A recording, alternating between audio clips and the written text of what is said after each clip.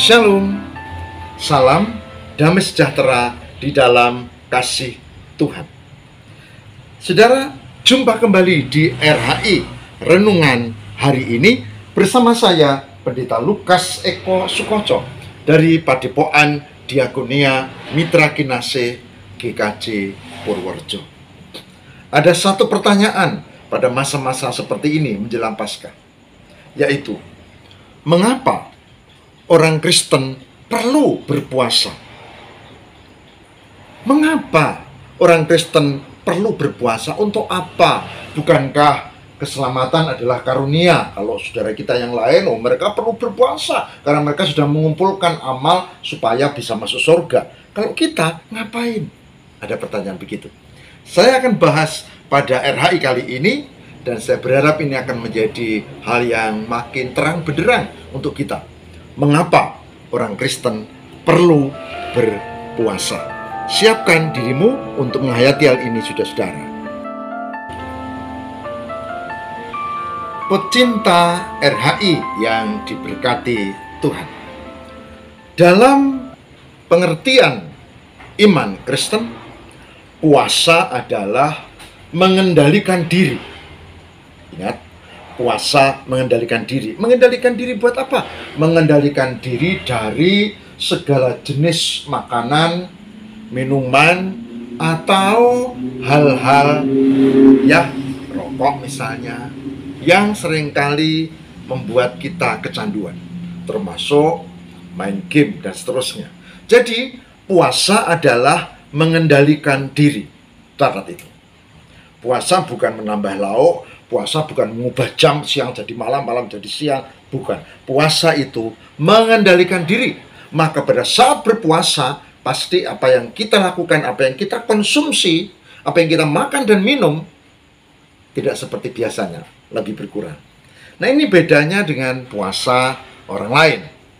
Nah, pertanyaannya, mengapa orang Kristen perlu berpuasa? Orang Kristen perlu berpuasa karena satu, ajaran di dalam Alkitab ada bahwa kita harus berpuasa dengan benar. Khotbah di Bukit, Matius 6, kita sudah pernah bahas kemarin, bahwa kita harus berpuasa dengan benar. Kita harus berdoa dengan benar. Kita harus amal sedekah dengan benar. Matius 6. Jadi, pertama, mengapa kita perlu berpuasa? Karena Yesus mengajarkan supaya kita berpuasa dengan benar. Oke? Yang kedua, mengapa kita perlu berpuasa? Karena ada teladan, contoh-contoh di dalam Alkitab di mana orang-orang Kristen, orang-orang yang menyembah Yahweh, orang-orang yang percaya kepada Tuhan di dalam Yesus, dan semua umat Allah berpuasa. Lihat saja contohnya, misalnya di dalam Alkitab, Daniel berpuasa, Esther berpuasa, Elia berpuasa, Yohanes Pembaptis berpuasa, bahkan Yesus berpuasa. Begitu juga di dalam Kisah Para Rasul 13 kita tahu bahwa umat Tuhan, gereja juga berpuasa, termasuk Saulus, Barnabas, dan lain-lain. Jadi kita perlu berpuasa, kita perlu berpuasa. Yang kedua, karena ada teladan di dalam Alkitab yang baik, kita berpuasa. Yang ketiga, kita berpuasa karena melatih diri untuk lebih fokus kepada Tuhan. Melatih diri untuk lebih fokus kepada Tuhan. Tentang pergumulan yang berat yang dialami oleh Esther, fokus memohon pertolongan Tuhan, dan Tuhan mengabulkan. Tentu ini kehendak Tuhan yang terjadi, tapi melatih diri, membatasi makanan minuman, bahkan memohon di dalam doa, maka puasa kaitannya dengan doa supaya Tuhan memberkati kita. Begitu juga dengan Daud. Ketika anaknya yang masih bayi sakit, dia berdoa dan berpuasa, dan dia mengatakan, ini permohonan. Nah, permohonan berarti terserah Tuhan. Karena anak itu hasil perselingkuhan, Tuhan memutuskan anak itu diambil alias meninggal dunia. Dan Daud meskipun sedih dia menyerahkan. Tapi dia doa puasa, dia memohon, dia fokus di dalam permohonan kepada Tuhan. Dan tentu kehendak Tuhan yang terjadi. Itu saudara.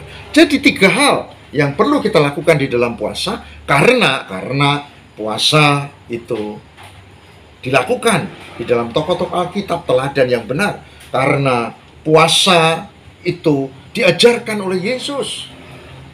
Dan karena puasa itu melatih diri, membatasi hal yang badani lahiriah untuk fokus kepada Tuhan, untuk berkat-berkat yang kita mohonkan kepada Tuhan.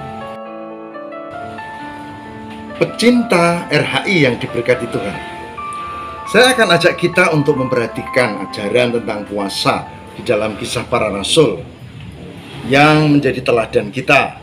Paling tidak ayat ini untuk menunjukkan kalau ada di antara kita yang berkata orang Kristen tidak perlu berpuasa. Nah, itu pasti ajaran yang tidak berdasar pada Alkitab. Alkitab menunjukkan bahwa Yesus minta kita puasa yang benar. Teladan dari tokoh Alkitab tentang puasa. Dan yang terakhir juga ayat-ayat di dalam Alkitab. Saudara, mau saya tunjukkan Kisah Para Rasul 14 ayat 21, 22, 23. Kisah Para Rasul 14 ayat 21, 22, 23. Yang demikian. Paulus dan Barnabas memberitakan Injil di kota itu dan memperoleh banyak murid. Lalu kembalilah mereka ke Listra, Ikonium, dan Antiokhia.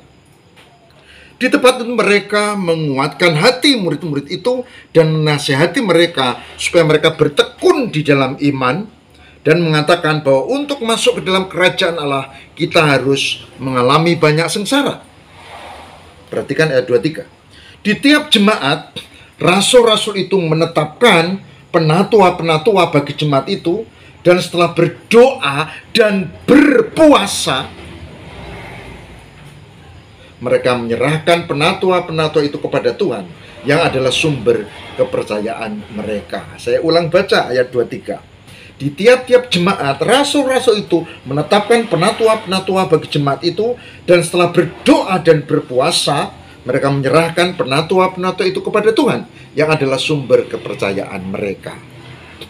Ini teladan Rasul Paulus, Barnabas, dan para penatua di gereja perdana dalam Kisah Para Rasul 14 ayat 21, 22, 23 dan seterusnya. Jadi, lakukan puasa yang benar dan motivasinya harus benar, dan ingat di dalam Alkitab ajaran puasa sudah jelas.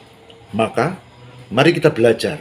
Tapi juga ingat, puasa yang dimaksud adalah puasa Kristen, yaitu membatasi, mengendalikan diri, bukan memuaskan hawa nafsu lalu seolah-olah berpuasa. Tidak, mengendalikan diri.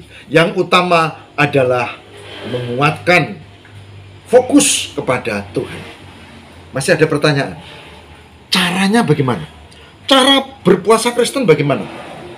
Cara melakukan puasa Kristen bagaimana? Kita akan ikuti RHI besok tentang hal ini. Dan sekarang kita dapat poin. Ternyata 3 hal orang Kristen perlu berpuasa. Karena Yesus ajarkan itu, karena ada teladan tokoh Alkitab, dan juga karena itu Alkitab juga menegaskan bagaimana kita berpantang fokus kepada Tuhan. Tuhan berkati. Mari kita berdoa. Tuhan, terima kasih, kami sekarang tahu orang Kristen perlu berpuasa. Dan itu adalah bagian dari disiplin rohani selain doa dan sedekah, sehingga kami bisa fokus kepada Tuhan. Kami memahami sekarang, ternyata Tuhan Yesus mengajarkan supaya kami puasa dengan benar. Ternyata ada banyak tokoh Alkitab yang menjadi teladan tentang puasa. Dan ternyata gereja perdana juga melakukan, bahkan di dalam Alkitab, hal puasa ini menjadi nyata, mengendalikan diri, lebih fokus pada Tuhan. Terima kasih Tuhan. Kami mohon berkat penyertaan-Mu. Biarlah besok kami belajar bagaimana cara berpuasa secara Kristen. Tuhan memberkati. Amin.